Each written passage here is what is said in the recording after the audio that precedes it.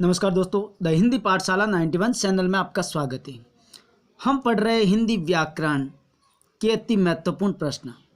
दोस्तों, हिंदी व्याकरण के अति महत्वपूर्ण प्रश्नों के अंदर आज की हमारी जो क्लास नंबर है 33 यानी 33, और आज की क्लास में हम हिंदी के समास से संबंधित 5 प्रश्नों को व्याख्या के सहित हल करते हुए समझेंगे।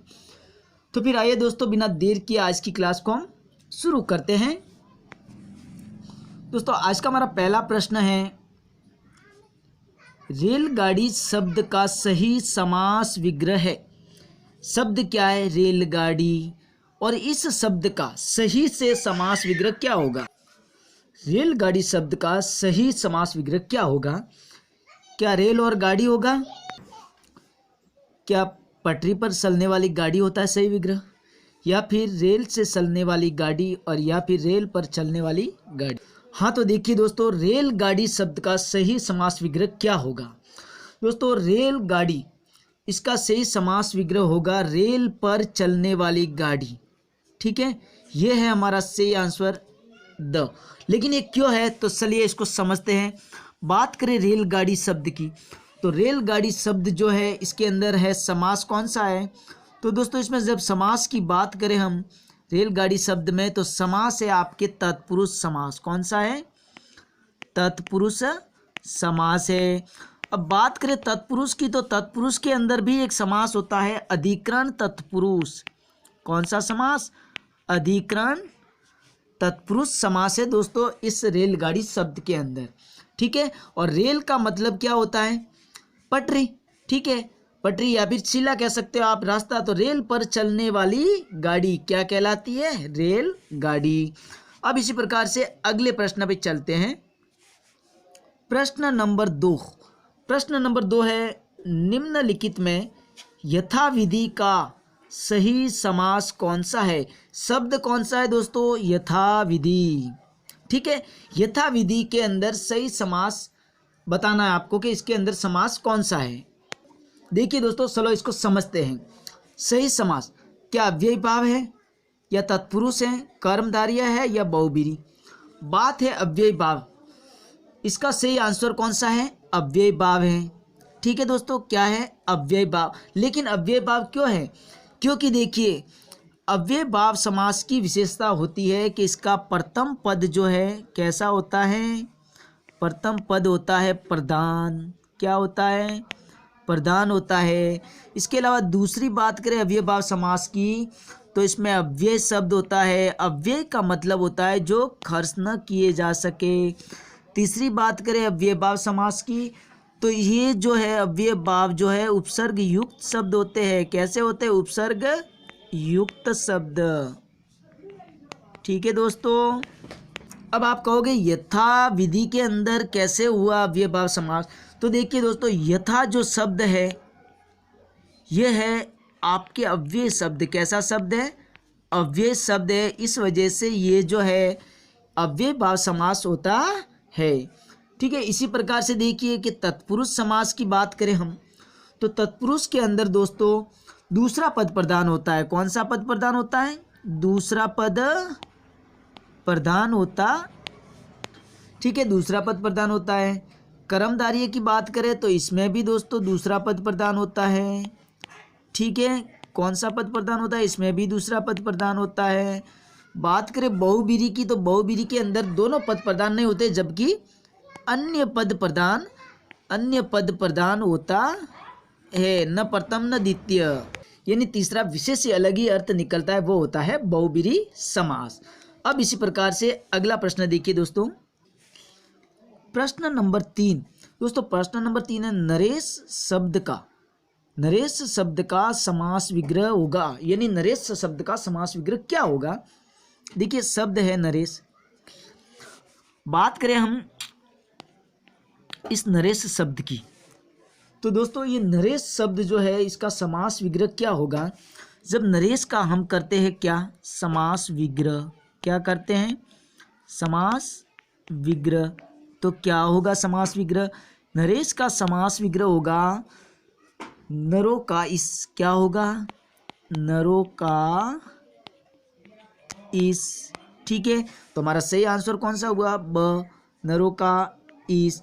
अब नरों का इस, तो देखिए दोस्तों बात करें इसके अंदर जब नरों का इस के समास कौन सा होगा, तो ये जो नरेश शब्द है इसमें जब बात करें हम समास की, तो समास होगा आपके तत्पुरुष समास। कौन सा होगा? तत्पुरुष समास। और तत्पुरुष में भी बात करें कि कौन सा समास, तो वो होगा आपके दोस्तों संबंध तत्पुरुष। कौन सा होगा? संबंध तत्पुरुष समास। ठीक है दोस्तों, अब बात करें तो नरेश जो शब्द है दोस्तों इसके अंदर संधि भी है। ठीक है, इसमें क्या है? इसमें संधि भी होती है। संधि कौन सी होती है? तो संधि देखिए इसके अंदर है गुण संधि दोस्तों। कौन सी संधि है? गुण संधि।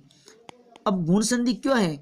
क्योंकि देखिए नरेश, नरेश के अंदर है दोस्तों, नरेश क्या टूट रहा है? ए टूट रहा है। और ए आपको पता है किससे मिलकर बना हुआ है? अ और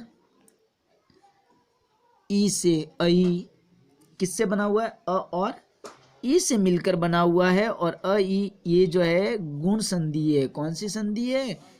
गुण संधि में ए बनता है आपके दोस्तों। ठीक है, अब इसी प्रकार से देखिए अगला प्रश्न, प्रश्न नंबर 4। प्रश्न नंबर 4 है कवि पुंगव। कवि पुंगव का समास विग्रह है, यानी कवि पुंगव का समास विग्रह बता। कवि पुंगव, कवि में पुंगव, या कवि को पुंगव, या कवि द्वारा पुंगव, या कवि से पुंगव। दोस्तों इसका सही आंसर क्या होगा? बात कर रहे हैं हम कवि पुंगव।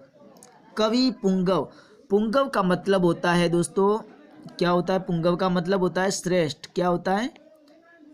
पुंगव का मतलब होता है श्रेष्ठ। ठीक है, तो कवियों में श्रेष्ठ, कवि मतलब कवि में श्रेष्ठ, कवि पुंगव यानी कवियों के अंदर श्रेष्ठ। ठीक है दोस्तों, तो इसका सही आंसर है ए, यानी अ इसका सही आंसर है। बात करें इसमें समास कौन सा है, तो इसके अंदर दोस्तों समास जो है वो है आपके तत्पुरुष। कौन सा समास है? तत्पुरुष। ठीक है, और तत्पुरुष के अंदर भी बात करें तो दोस्तों मैं आया है, और ये है अधिकरण तत्पुरुष समास। कौन सा समास है? अधिकरण तत्पुरुष समास है इसके अंदर दोस्तों। पुंगव, अब पुंगव का मतलब होता है, पुंगव का मतलब क्या होता है? श्रेष्ठ होता है। ठीक है दोस्तों, ये इसका सही आंसर है। अब इसी प्रकार से अगले प्रश्न पे चलते हैं। प्रश्न नंबर 5। प्रश्न नंबर 5 है निडर। शब्द क्या है? निडर। और निडर शब्द में आपको समास बताना है। निडर शब्द में कौन सा समास होगा? क्या तत्पुरुष है, अव्ययीभाव समास है, द्वंद्व है, या द्विगु है? चलिए दोस्तों समझते हैं। बात चल रही है निडर। कौन सा शब्द है? निडर। ठीक है, निडर। और नी डर के अंदर नी जो है क्या है? उपसर्ग है दोस्तों। नी प्लस डर, नी क्या है? उपसर्ग है। और उपसर्ग कौन से समास में आता है? अव्ययीभाव समास। ठीक है, जो उपसर्ग के युक्त होते, उपसर्ग युक्त शब्द हमेशा उसके अंदर अव्ययीभाव समास होता है। ठीक है, और तत्पुरुष में पता ही है, हमने बता भी दिया है, तत्पुरुष के अंदर दोस्तों दूसरा पद प्रदान होता है। ठीक है, दूसरा पद प्रदान तत्पुरुष में। द्वंद्व में बात करें तो द्वंद्व के अंदर दोस्तों दोनों पद प्रदान होते हैं। द्वंद्व में दोनों पद प्रदान होते हैं। ठीक है, और द्विगु के अंदर बात करें तो द्विगु में भी आपके दूसरा पद ही प्रदान होता है। द्विगु में भी, ठीक है,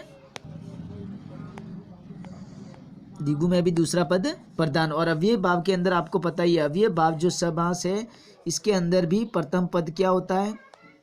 प्रदान होता है।